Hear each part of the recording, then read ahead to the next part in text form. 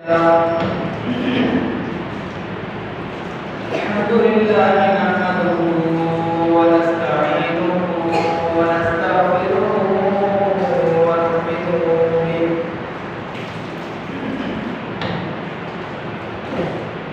ونؤمن به ونتوكل عليه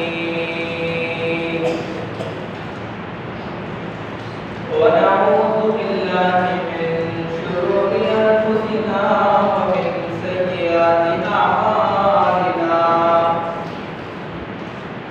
من يهده الله فلا مضل له ومن يضلل فلا هادي له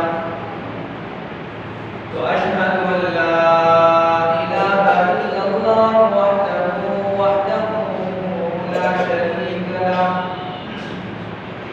وأشهد أن محمدا عبده ورسوله اللهم صل على محمد وعلى آل محمد كما صليت على إبراهيم وعلى آل إبراهيم إنك حميد مجيد اللهم بارك على محمد وعلى آل محمد كما باركت على إبراهيم وعلى آل إبراهيم إنك حميد مجيد أما بعد فإن خير الحديث كتاب الله وخير الهدي هدي محمد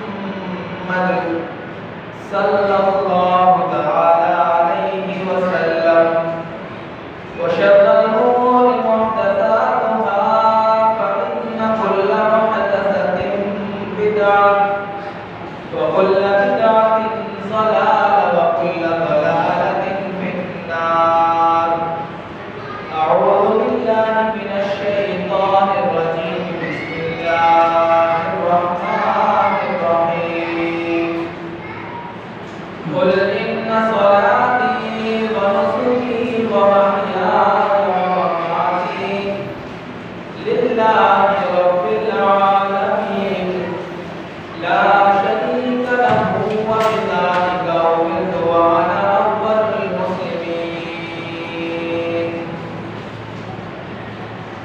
تمام قسم کی حمد و ثنا اسے اللہ وحدہ لا شریک کے لیے لائق اور صفا ہے جو ہمارا مالک ہے خالق ہے رازق ہے داتا ہے مشکل کشا ہے حاجت روا ہے درود و سلام ہو میرے اور آپ کے پیارے نبی جناب محمد رسول اللہ صلی اللہ تعالی علیہ وسلم کی ذات اقدس پر جس نبی آخر الزمان کو اللہ رب العالمین نے پوری انسانیت کے لیے ہادی رہنما امام مقتدی اور پیشوا بنا کر مبعوث فرمایا ہے۔ میرے محترم بھائیوں، دوستوں، بزرگوں، اللہ رب العالمین نے حضرت ابراہیم علیہ السلام کو جب ایک فریضہ سونپا تھا آزمائش کا اور حکم دیا تھا کہ ابراہیم اپنے لخت جگر کو میرے حکم سے چھری کے آگے لے ڈالو۔ ابراہیم علیہ السلام نے یہ سارا معاملہ اپنے بیٹے اپنے لخت جگر حضرت اسماعیل علیہ السلام کے سامنے رکھا اور کیا کہا؟ انی ارا فی المنام انی اذبحک فانظر ماذا ترى، کہ بیٹا میں نے خواب دیکھا ہے، میرا خواب جھوٹا نہیں ہو سکتا کیونکہ نبیوں کا خواب جھوٹا نہیں ہوتا، نبیوں کا جو خواب ہوتا ہے اللہ کی طرف سے بطور وحی ہوتا ہے۔ تو میں نے خواب میں دیکھا کہ میں تجھے اللہ کی راہ میں قربان کرتا ہوں، ذبح کرتا ہوں۔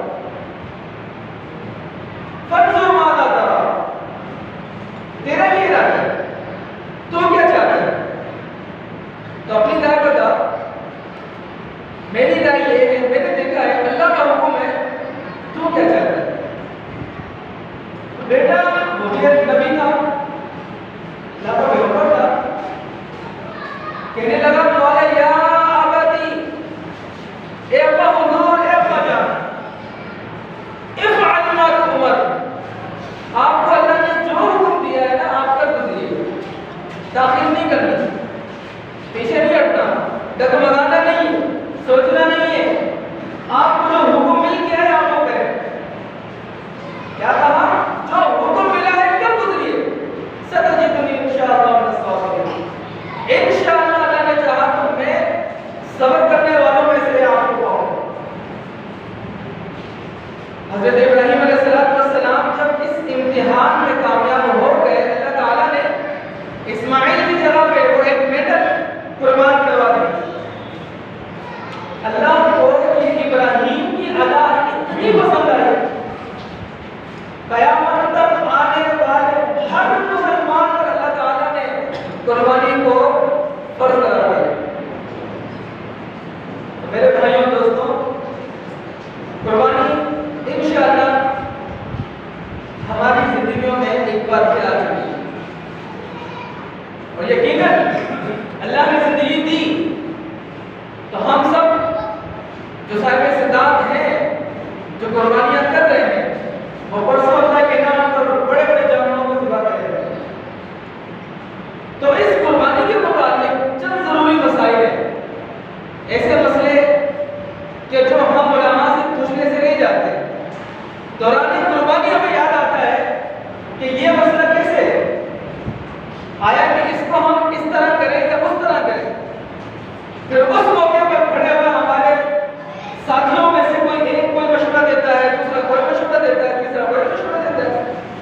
لہذا آج کا جو خطبہ ہے انشاءاللہ ان چند ضروری مسائل پر بیان کیا جائے گا کہ جس کی ہم سب کو ضرورت ہوتی ہے۔ میرے بھائیوں دوستوں، سب سے پہلے سمجھیے گا کہ قربانی کی جو فضیلتیں بیان کی جاتی ہیں، آج کل سوشل میڈیا پہ بن کر روایات، ضعیف ترین روایات جو بیان کی جاتی ہیں، ان میں سے ایک روایت یہ بھی بیان کی جاتی ہے قربانی کی فضیلت کے متعلق کہ جو قربانی کرتا ہے نا اس کی قربانی قیامت والے دن ایک سواری کی شکل میں آئے گی، اور قربانی کرنے والا اس سواری میں سوار ہو کر پوری جنت کی سیر کرے گا۔ یہ آپ نے سنی ہوگی باقاعدہ، لیکن یہ ضعیف روایت ہے، منکر روایت ہے، اس کا کوئی ثبوت نہیں۔ امام ابن عربی جامع ترمذی شریف کے اندر لکھتے ہیں، وہ کہتے ہیں کہ قربانی کی فضیلت پر کوئی ایک بھی صحیح روایت نہیں ہے، اور جتنی بھی روایت بیان کی جاتی ہے یا تو ضعیف ہوتی ہے یا من گھڑت ہوتی ہے۔ لیکن ہاں میرے بھائیوں، قربانی کی حکمت ضرور ہے۔ آپ دیکھیں نا کہ عبادت میں ہر کام کی، ہر عمل کی، آپ کے ہر فعل کی حکمت موجود ہے۔ عبادت کے اندر کوئی عبادت ایسی نہیں کہ جس کی حکمت نہ ہو۔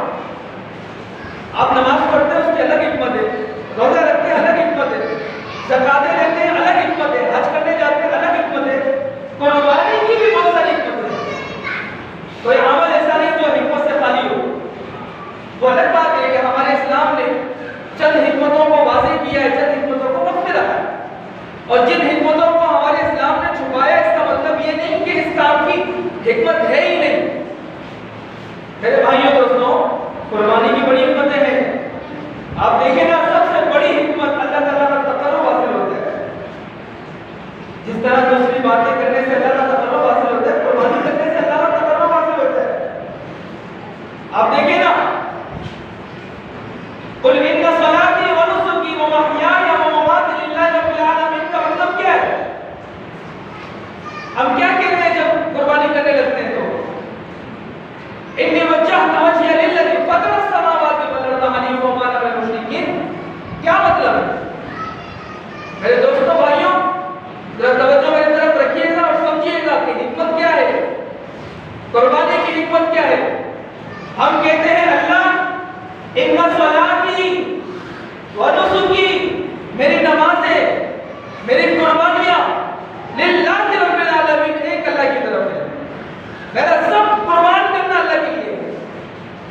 نہیں ہے، لوگوں کو دکھانا نہیں ہے، گوشت حاصل کرنا نہیں ہے، لوگوں میں اپنا نام بنانا نہیں، للہ رب العالمین۔ تو قربانی کی سب سے بڑی حکمت اللہ کا تقرب ہے۔ اور اسی طرح قربانی کی ایک دوسری حکمت یہ ہے کہ اپنی آل اولاد پر کشادگی کرنا۔ میرے بھائیوں، آپ جانتے ہیں نا کہ یقیناً ہمارے یہ علاقہ، یہ لاسی کوٹ کا علاقہ غریب طبقوں پر طبقے پر مشتمل ہے۔ بمشکل کوئی گلی کے اندر ایک دو افراد ہوں گے جو صاحب استعداد ہوں گے، باقی پورا علاقہ مزدور طبقہ ہے، غریب گھرانے کے لوگ ہیں سب۔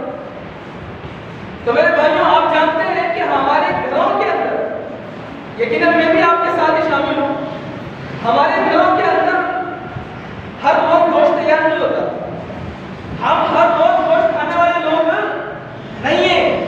تو قربانی کا ایک مقصد، قربانی کی ایک حکمت یہ بھی ہے کہ ہم اپنے اہل و عیال پر کشادگی کرتے ہیں۔ ہمارا کیا ہوتا ہے، قربانی ہوتی ہے صبح بھی گوشت، دوپہر میں بھی گوشت، رات میں بھی گوشت، دوسرے دن پھر گوشت، تیسرے دن پھر گوشت، پورا ہفتہ ہم اپنے بچوں کو گوشت کھلاتے ہیں۔ اور یہ جو 4 5 6 7 دن ہوتے ہیں، پورے سال میں آپ کو دوبارہ نہیں ملتے۔ اللہ کی طرف سے یہ ایک حکمت ہے کہ ہم اپنے اہل و عیال کے لیے کشادگی کرتے ہیں۔ اور اس میں ایک بڑی حکمت یہ بھی ہے کہ ہم مریض لوگوں کے لیے، مستحقین لوگوں کے لیے، یتیم لوگوں کے لیے، ان کے لیے بھی آسانیاں پیدا کرتے ہیں۔ جو پورا سال گوشت کو ترستے ہیں، ہم قربانی والے دن ان کے گھروں تک گوشت پہنچاتے ہیں۔ وہ گوشت کھاتے ہیں، یہ اللہ کی بہت بڑی نعمت ان کے گھروں میں پہنچتی ہے۔ قربانی کی ایک بہت بڑی حکمت ہے۔ اور اسی طرح ایک حکمت قربانی کی ہے کہ انسان اللہ کا شکر ادا کرے۔ انسان کو اللہ کا شکر ادا کرنا چاہیے۔ قرآن میں اللہ نے فرمایا فَكُلُوا مِنْهَا وَأَطْعِمُوا الْقَانِعَ وَالْمُعْتَرَ۔ اس قربانی کے گوشت خود بھی کھاؤ، جو مانگنے والے ہیں ان کو بھی کھلاؤ، جو نہیں مانگتے نا ان کو بھی کھلاؤ۔ اب بات سمجھے، جو سوال کرتے ہیں کہ گوشت ہمیں چاہیے ان کو دو، جو سوال نہیں کرتے قرآن کہتے ہیں ان کو بھی دو۔ كَذَلِكَ سَخَّرْنَاهَا لَكُمْ لَعَلَّكُمْ تَشْكُرُونَ۔ آپ جانتے ہیں اللہ تعالیٰ فرماتا ہے میں نے اتنے بڑے بڑے جانوروں کو تمہارے تابع کیا ہے، کیوں؟ اس لیے کہ تم اللہ کا شکر ادا کرو۔ ہم قربانی کرنے کے بعد اللہ کا شکر ادا نہیں کرتے۔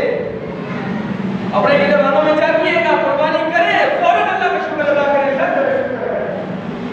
میرے بھائیوں، چھوٹا سا معصوم بچہ ہے، 7-8 سال عمر ہے، اتنا بڑا جانور، ایک رسی پکڑ کر اس جانور کو گھما رہا ہے۔ اتنا بڑا جانور معصوم سے بچے کے ساتھ جو ہے اس کی تابع ہے، وہ جہاں چاہتا ہے لے جاتا ہے، جہاں چاہتا ہے وہاں اس کو گھماتا ہے بچہ۔ قرآن میں اللہ نے فرمایا کہ اس جانور کو تم نے دیکھا ہے، كَذَلِكَ سَخَّرْنَاهَا، ہم نے تمہارے تابع کیا ہوا ہے۔ اللہ فرماتا ہے ہم نے تابع کیا ہے۔ اگر ہم اس جانور کو تمہارے تابع نہ کریں تو تم ہوتے کون اس کے سامنے کھڑے ہونے والے؟ اگر جانور اللہ ہمارے تابع نہ کرتا، آج ہمارے اندر اتنی ہمت، اتنی جرأت نہ ہوتی کہ ہم جانور کو گھماتے پھراتے رہتے۔ تو میرے بھائیوں دوستوں، حکمت بھی ہے اور قربانی کی فرضیت بھی ہے۔ فرضیت کے متعلق ایک ضروری بات سمجھاؤں گا کہ آج کل بعض لوگ کہتے ہیں کہ قربانی فرض ہے، بعض لوگ کہتے ہیں کہ قربانی کرنا سنت ہے، کچھ کہتے ہیں سنت موقدہ ہے۔ زیادہ تر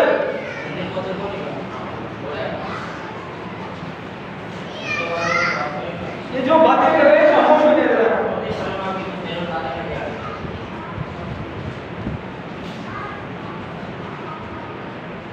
قربانی زیادہ تر علماء کے نزدیک سنت موقدہ ہے، لیکن میں یہ سمجھتا ہوں یا ہمارے علماء یہ سمجھتے ہیں کہ قربانی صاحب استطاعت پر فرض ہے۔ بات سمجھیے گا، صاحب استطاعت کون ہے؟ اب دیکھیں نبی علیہ السلام جب تک مدینہ منورہ میں آپ رہے ہیں، آپ نے قربانی ایسا کوئی سال نہیں رہا کہ آپ نے قربانی نہ کی۔ اور آپ اللہ کے رسول صلی اللہ علیہ وسلم کی زندگی مبارک کو اٹھا کے دیکھیں، گھر میں تو فاقے ہوتے تھے، کھانے کے لیے کچھ نہیں ہوتا تھا، لیکن رمضان قربانی کا جب موقع آتا تھا تو اللہ کے رسول صلی اللہ علیہ وسلم خود بھی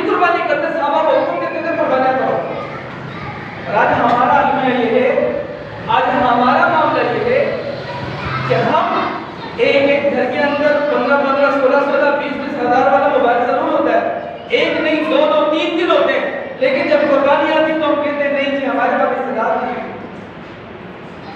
بھائیوں قربانی سے پیچھے نہ ہٹے. 15-16 ہزار کا تو حصہ ہے.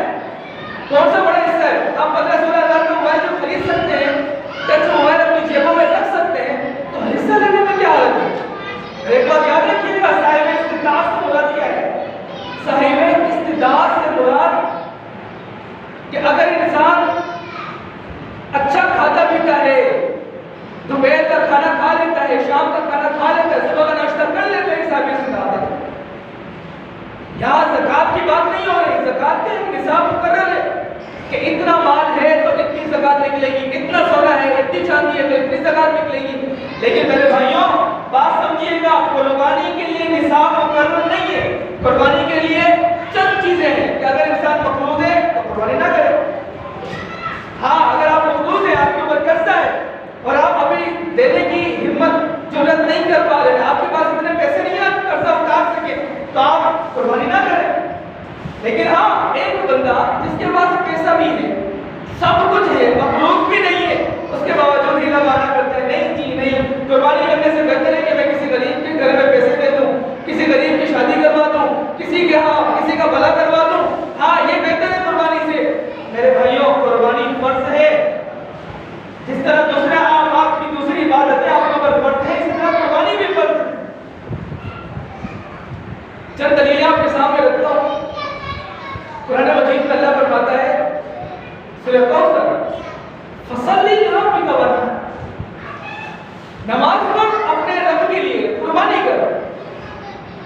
تو یہ صحیح ہے, نماز پڑھ اور قربانی کر, یہ اللہ تعالیٰ کا مطلق حکم ہے, یعنی سب کے لیے حکم ہے. اور اسی طرح سفیان بن جندب رضی اللہ تعالیٰ عنہ یہ کہتے ہیں کہ ہم نے اللہ کے رسول صلی اللہ علیہ وسلم کے ساتھ عید کی نماز ادا کی. نماز پڑھ کے ہم جب باہر نکلے تو کیا دیکھا, کچھ لوگوں نے نماز پڑھنے سے پہلے ہی اپنی قربانی کر لی. ابھی نماز نہیں پڑھی, نماز سے پہلے وہ اپنی قربانی کر کے بیٹھے ہوئے. اللہ کے رسول صلی اللہ علیہ وسلم نے ان لوگوں سے مخاطب ہو کر فرمایا کہ یہ جو تم نے قربانیاں کی ہیں, جو جانور ذبح کیے ہیں, یہ صرف گوشت ہے, یہ قربانی نہیں ہے. تمہیں چاہیے کہ پہلے تم نماز پڑھو, اس کے بعد قربانی کرو.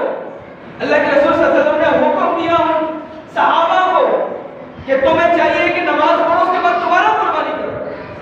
میرے بھائیوں دوستو, دوبارہ قربانی کرنے کا جو حکم اللہ کے حبیب صلی اللہ علیہ وسلم نے دیا تھا, اس سے ثابت ہوتا ہے قربانی فرض. آپ دیکھیں نبی علیہ السلام نے فرمایا کہ جو بندہ قربانی کرنے کی استطاعت رکھتا ہے اس کے باوجود قربانی نہیں کرتا, اسے چاہیے ہمارے ساتھ نماز پڑھنے کی ضرورت نہیں ہے, ہمارے عیدگاہ گراؤنڈ میں آنے کی ضرورت نہیں ہے, اس بندے کو ہمارے ساتھ عید منانے کی ضرورت نہیں ہے. اس کی عید نہیں ہے جو حیثیت آنے کے باوجود, استطاعت ہونے کے باوجود قربانی نہیں کر سکتا. تو میرے بھائیوں دوستوں, یہ ساری باتیں, یہ ساری دلیلیں اس بات کی گواہی دیتی ہے کہ جو بندہ صاحب استطاعت ہے, جو مقروض نہیں ہے, جس کے اوپر قرضہ نہیں ہے, جو صاحب استطاعت ہے, جو اچھا کھاتا پیتا ہے, اس کے اوپر ضروری ہے قربانی کرے. میرے بھائیوں دوستوں, قربانی کرنے کے لیے بھی تو کچھ شرطیں ہوتی ہیں نا. آپ جانتے ہیں کہ ہر عمل کے لیے کوئی شرط ضروری ہے.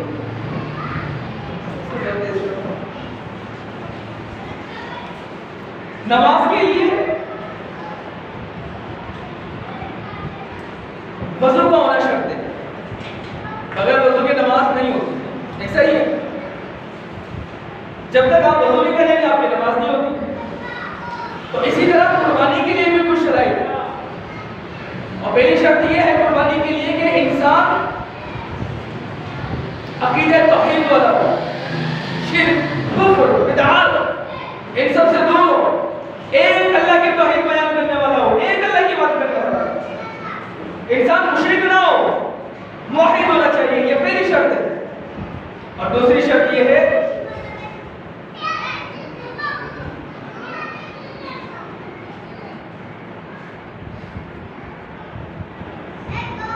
قربانی کرنے کے لیے ہمارے پیارے نبی صلی اللہ علیہ وسلم نے,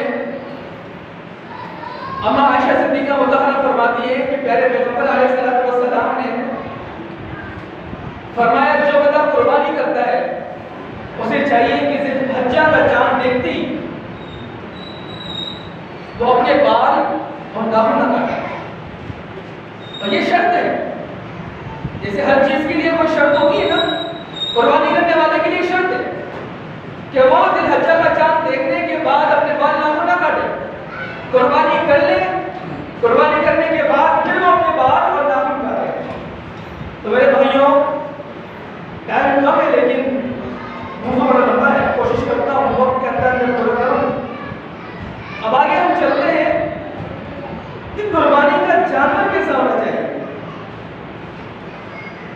ہم منڈی جاتے ہیں جانور لینے کے لیے، تو ہمارے ذہنوں میں ہونا چاہیے کہ قربانی کے لیے جانور کس طرح کا ہونا چاہیے. قرآن مجید میں اللہ رب العالمین نے فرمایا کہ بہیمۃ الانعام، جو تم اللہ کے راہ میں قربانی کرنا چاہتے ہو وہ بہیمۃ الانعام میں سے ہو. اور بہیمۃ الانعام کہتے ہیں 4 جانوروں کو، اونٹ، گائے، بھیڑ، بکری. ان کے نر اور مادہ کو ملائیں تو ٹوٹل 8 ہو گئے. تو یہ 8 قسم کے جانوروں کو قرآن نے بہیمۃ الانعام فرمایا. وَلِكُلِّ أُمَّةٍ جَعَلْنَا مَنسَكًا لِيَذْكُرُوا اسْمَ اللَّهِ عَلَىٰ مَا رَزَقَهُم مِّن بَهِيمَةِ الْأَنْعَامِ. اللہ فرماتا ہے ہم نے ہر امت پر قربانیاں فرض کی، ہر امت ہمارے نام پر قربانیاں کرتی تھی. لِيَذْكُرُوا اسْمَ اللَّهِ عَلَىٰ مَا رَزَقَهُم مِّن بَهِيمَةِ الْأَنْعَامِ. تو وہ کیا کرتے تھے؟ یہ بہیمۃ الانعام جانوروں میں سے ذبح کرتے تھے، پھر اس گوشت کو خود بھی کھاتے تھے، لوگوں کو بھی کھلاتے تھے. تو میرے بھائیوں دوستوں، ہمارے نبی صلی اللہ علیہ وسلم نے فرمایا ہے کہ کچھ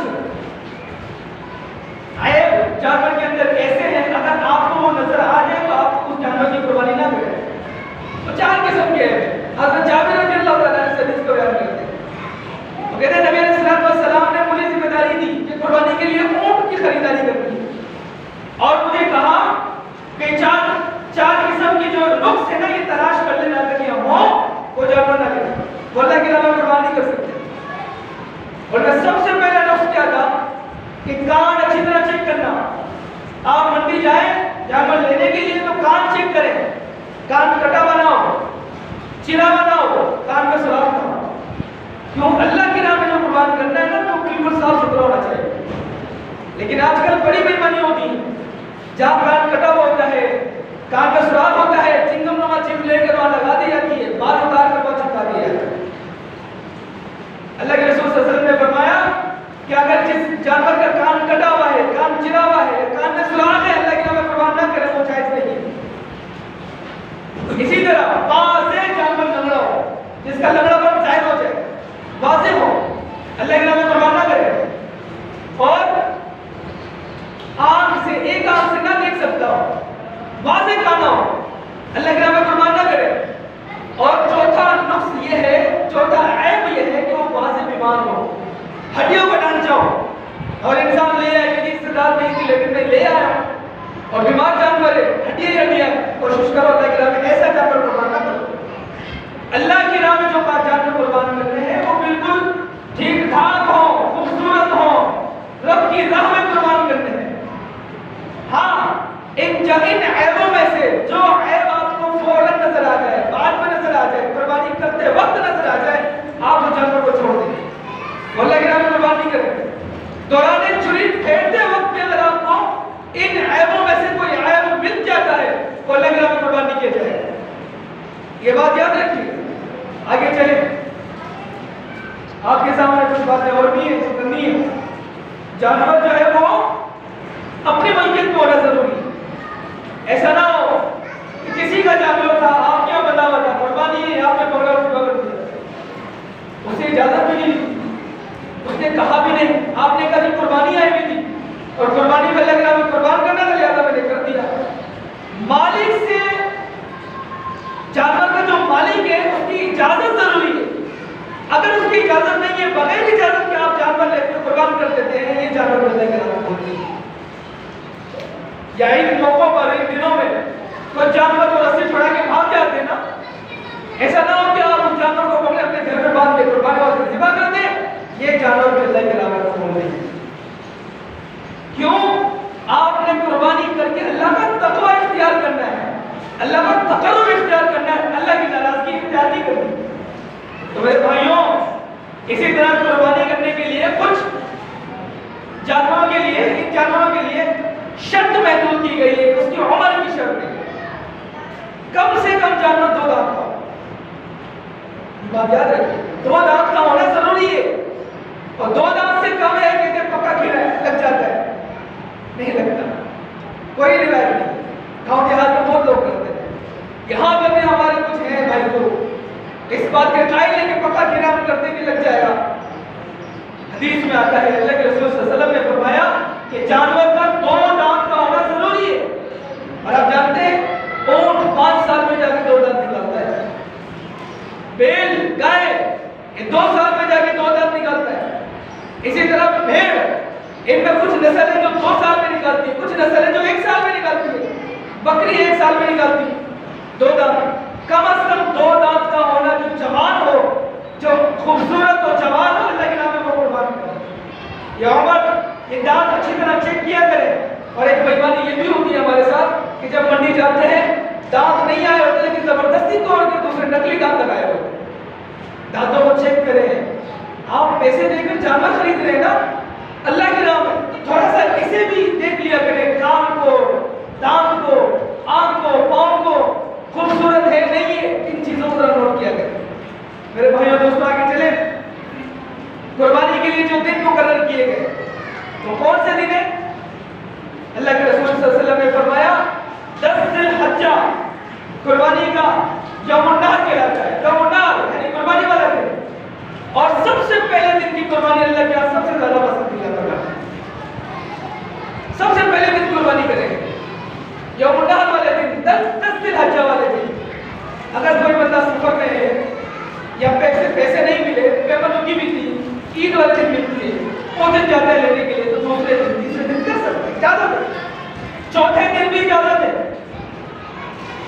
اللہ کے رسول صلی اللہ علیہ وسلم نے کیا فرمایا؟ ایام تشریق، ایام تشریق کتنے کہتے ہیں؟ یوم النحر کو ہٹا کے، ذی الحجہ کی 10 تاریخ کو ہٹا کے 11، 12، 13 یہ جو 3 دن آتے ہیں انہیں ایام تشریق کہتے ہیں۔ ایام تشریق یعنی عید کا جو چوتھا دن آتا ہے، اس چوتھے دن کی مغرب تک آپ اللہ کے نام میں قربان کر سکتے ہیں۔ میرے بھائیو دوستو آپ دیکھیں کہ ہمارے بعض لوگ اس معاملے میں الجھے رہتے ہیں قربانی کے اندر کتنے حصے ہونے چاہیے، تو یہ مسئلہ بھی ضرور سمجھیے گا۔ حضرت ابن عباس رضی اللہ تعالیٰ عنہ فرماتے ہیں کہ ہم سفر میں تھے، دوران سفر قربانی آ گئی، نبی علیہ السلام نے ہمیں حکم دیا کہ ایسا کرو اونٹ کے اندر 10 لوگ شریک ہو جاؤ، اور جو گائے بیل اس کے اندر تو 7 لوگ شریک ہو جاؤ۔ اور ایک روایت ہے حضرت جابر رضی اللہ تعالیٰ عنہ کی، وہ بیان کرتے ہیں حجۃ الوداع کا موقع تھا، نبی صلی اللہ علیہ وسلم جب حج پر آ رہے تھے نا، اس موقع پر اللہ کے رسول نے فرمایا تھا کہ ایسا کرو اونٹ اور گائے کے اندر دونوں میں 7 لوگ شریک ہو جائیں۔ لیکن اس روایت کا تعلق صرف اور صرف حج کے ساتھ خاص ہے، یہ بات یاد رکھیے گا۔ لیکن عام روایت جو دوسری ملتی ہے عام دنوں کے اندر، ان دنوں کے اندر آپ کیا کریں گے، اونٹ ہے تو 10 لوگ بھی شریک ہو سکتے ہیں، اور اگر بیل ہے، گائے ہے تو اس کے اندر آپ 7 لوگ شریک ہو سکتے ہیں، یعنی 7 حصے بن سکتے ہیں۔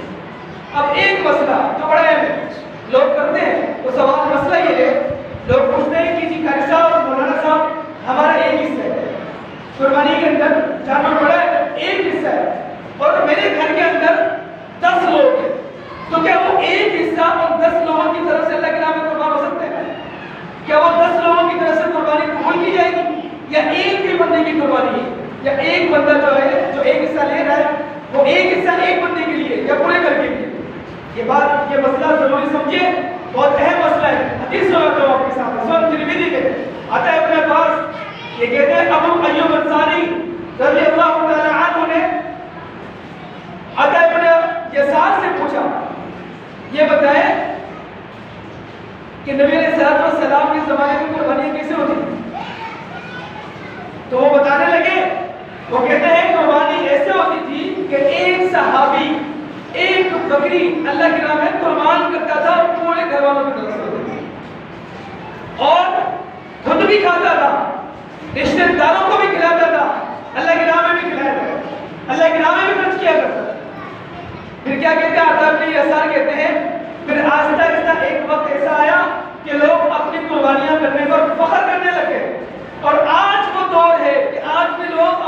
قربانیوں پر فخر کرتے ہیں.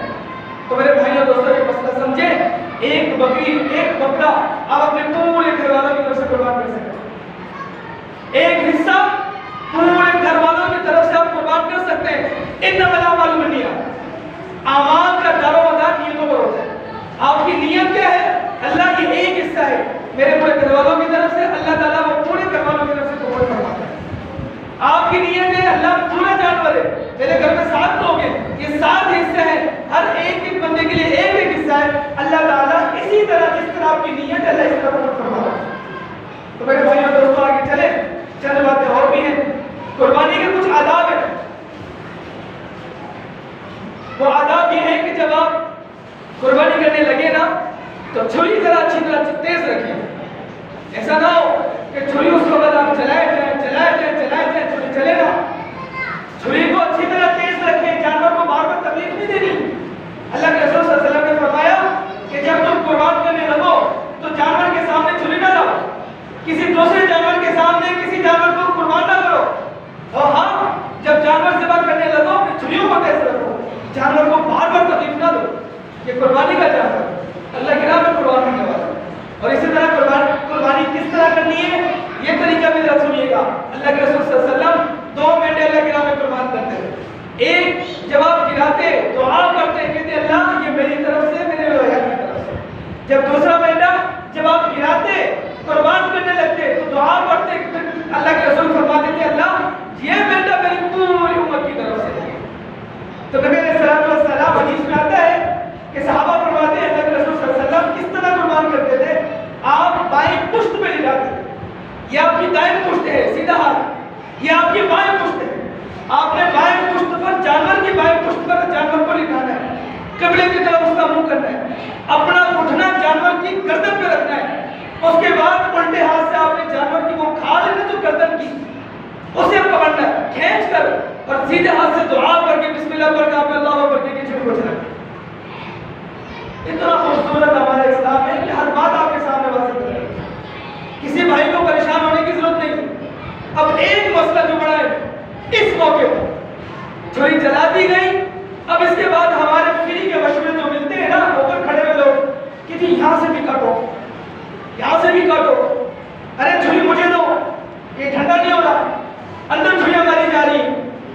اللہ کے رسول صلی اللہ علیہ وسلم نے فرمایا جانور کو ذبح کرنے کے بعد اس کا جو منکا ہے اس کو توڑ کے باہر نہ نکالا کرو.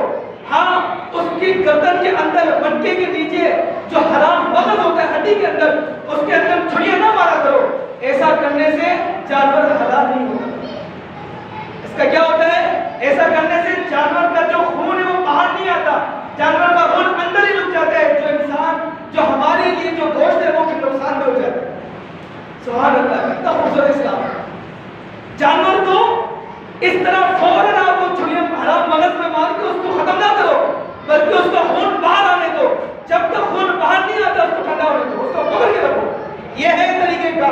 ایسا نہ ہو آپ نے اس کی گردن موڑ دی, منکا نکالا, چھریاں اندر والی کانوں میں ٹھنڈا, نہیں, خون اندر نہیں گیا. جب خون اندر نہیں گیا وہ گوشت ہمارے لیے نقصان دہ ہو گیا, وہ مضر ہے, اسے نہیں کھانا چاہیے. تو میرے بھائیو دوستو یہ بہت خوبصورت ترین طریقہ ہمیں ہمارے پیارے نبی محمد رسول اللہ صلی اللہ علیہ وسلم نے سمجھایا. اب ایک مسئلہ ہے, وہ مسئلہ یہ ہے عورت بھی قربانی کر سکتی ہے جس کے ہاں مرد نہیں ہے, گھر میں مرد موجود نہیں ہے, گاؤں دیہات میں ہے, باہر شہر میں ہے, غیر ممالک میں ہے, یا گھر میں مرد نہیں ہے, جو تھے وہ فوت ہو گئے, عورت اکیلی رہتی ہے اپنے بچوں کے ساتھ. حدیث میں آتا ہے عورت بھی جانور کو قربان کر سکتی ہے. بڑا اہم مسئلہ ہے کہ آپ اگر کہیں سنیں تو آپ سمجھ لیں آج عورت بھی جانور کو قربان کر سکتی ہے. دلیل آپ کے سامنے رکھتا ہوں. کعب بن مالک کی ایک لونڈی تھی. کعب بن مالک رضی اللہ تعالیٰ کوئی چھوٹے صحابی نہیں ہے, ان کی ایک لونڈی تھی. کعب بن مالک ہی کی بکریوں کو چراتے ہوئے جو ہے وہ پہاڑ کے اوپر نکل گئی تو کیا ہوا, ایک بکری جو ہے وہ انتہا درجے بیمار ہو گئی, مر نہیں جا رہی. تو اس لونڈی نے ہمت کی, ایک پتھر کو توڑا, اس کی نوک سے اس جانور کو قربان کر دیا. ذبح کر دیا، اس کا گوشت گندے کے اوپر اٹھا کے گل لیا۔ کعب بن مالک رضی اللہ عنہ دیکھا تو فرماتے تیرے ہاتھ کی قربانی ہے، تیرے ہاتھ کا ذبح کیا ہوا ہے، میں نہیں کھاتا۔ اس وقت تک جب تک میں اللہ کے رسول صلی اللہ علیہ وسلم سے اس مسئلے کو پوچھنا نہیں۔ کعب بن مالک رضی اللہ تعالیٰ عنہ خود تشریف لے جاتے اللہ کے رسول صلی اللہ علیہ وسلم کے پاس اور جا کے پورا معاملہ بتایا کہ میری لوٹی نے اس طرح کے جانور کو ذبح کیا ہے، کیا کیا جائے؟ اللہ کے رسول صلی اللہ علیہ وسلم نے فرمایا کہ عورت کی قربانی بھی جائز ہے، لہذا اس گوشت کو کھا لیا جائے۔ تو یہ دلیل ہے اگر مرد نہیں ہے تو عورت بھی جانور کو قربان کر سکتی ہے۔ اور ایک مسئلہ بڑا ہے تو جانور کو آپ خود قربان کریں، ضروری نہیں ہے کہ آپ جو ہے مولوی کے انتظار میں بیٹھے ہیں کہ جی مولوی آئیں گے تو ہم قربان کریں گے۔ دعا ہم کو یاد ہے، ہم تو قربان کر نہیں سکتے، زندگی میں ہم نے تو کبھی قربانی کی نہیں ہے۔ نہیں، آپ قربانی لے کر آئے نا، پیسہ آپ نے خرچ کیا ہے نا، اللہ کے نام میں آپ قربانی کر رہے ہیں نا، تو حق آپ کا بنتا ہے کہ آپ ہی چھری چلائیں اس کے اوپر۔ دعا پڑھنے والے آپ نہیں ہیں تو آپ کسی بچے کو لے لیں جو اچھا قرآن پڑھتا ہے، آپ اس کو لے لیں، دعائیں ملتی ہیں، کاغذوں پہ لکھی ہوئی دعائیں ملتی ہیں، موبائلوں میں ملتی ہیں، آپ دعا لیں، اس بچے سے کہیں آواز بلند پڑھے، میں بھی سنوں، جانور بھی سنیں، اس کے بعد بسم اللہ اللہ اکبر پڑھے، اپنے ہاتھ سے قربانی کریں۔ پھر انسان کو محسوس ہوتا ہے کہ ہاں میں نے اللہ کی قربانی کی۔ تو میرے بھائیوں دوستوں، قربانی کی کھالوں کا بھی مسئلہ ہے۔ لوگ کہتے ہیں قربانی کی کھال صرف مدارسوں میں دی جائے، وہی لگتی ہے، اس کے علاوہ کہیں نہیں لگتی۔ میرے بھائیوں، جس طرح قربانی کے گوشت کا معاملہ ہے نا کہ خود بھی کھا سکتے ہیں، رشتہ داروں کو بھی کھلا سکتے ہیں، غریبوں کو بھی کھلا سکتے ہیں، اسی طرح قربانی کی کھال کا مسئلہ ہے، خود بھی رکھ سکتے ہیں، رشتہ داروں کو بھی دے سکتے ہیں، غریبوں کو بھی دے سکتے ہیں، مدارسوں کو بھی دے سکتے ہیں، اس میں الجھنے کی ضرورت نہیں ہے۔ اور ایک مسئلہ اور ہے، لوگ کہتے ہیں کہ کھسی ہونا جانور کا یہ عیب ہے۔ ایک حدیث سنیے گا، اللہ کے رسول صلی اللہ علیہ وسلم اشترا کبشین عظیمین سمینین موجوعین، حدیث میں آتا ہے اللہ کے رسول صلی اللہ علیہ وسلم 2 مینڈے خریدتے ہیں، موٹے تازے ہوتے ہیں، سینگ دار ہوتے ہیں، چند کمرے ہوتے ہیں، اور دونوں کھسی ہوتے ہیں۔ آپ نے جب بھی قربانی کی ہے کھسی جانوروں کی کی ہے، تو جو کہتا ہے کہ کھسی ہونا یہ عیب ہے، میرے بھائیوں یہ عیب نہیں۔ آخری مسئلہ، اپنی بات کو ختم کرتا ہوں۔ اور جو لوگ یہ کہتے ہیں کہ جی ہم قربانی نہیں کر سکتے، ہماری استطاعت نہیں ہے، تو ہم کیا کریں؟ ہم تو اللہ تعالیٰ کے اتنے بڑے فضل سے معلوم ہو گئے نا، اب ہمارا تو قصور نہیں ہے، غربت کے قریب ہے، غریب تو اللہ نے بنایا، تو ہم کیا کریں؟ ہم تو اسی طرح ہر سال کو اسی قربانی سے معلوم رہیں گے۔ تو میرے بھائیوں دوستوں، ایک صحابی اللہ کے رسول کے پاس آیا، کہنے لگا کہ یا رسول اللہ صلی اللہ علیہ وسلم، میرے پاس استطاعت نہیں ہے، میں قربانی نہیں کر سکتا، میں کیا کروں؟ پیسہ نہیں ہے، غریب آدمی ہوں، غریب ترین آدمی ہوں، اور میں چاہتا ہوں کہ میں اس فریضے سے محروم نہ رہوں۔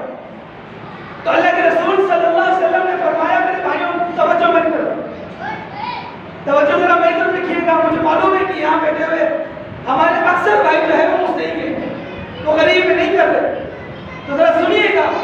اللہ کے حبیب صلی اللہ علیہ وسلم نے فرمایا اس آگے سے، اگر تو غریب ہے، استطاعت نہیں ہے، پیسے نہیں ہے، تو ایسا کرنا جب ذی الحجہ کا چاند نظر آئے نا، اپنے بال اور ناخن نہ کاٹنا، بال اور ناخن نہ کاٹنا، جب عید کی نماز پڑھ لینا، نماز پڑھنے کے بعد تو جا کر ناخن اور بال کاٹنا، اللہ تجھے پوری قربانی کا ثواب عطا فرمائے گا۔ تو میرے بھائیوں دوستوں، جو سنائے دعا کریں اللہ پاک ہم سب کو عمل کرنے کی توفیق عطا فرمائے۔ وآخر دعوانا ان الحمد للہ رب العالمین۔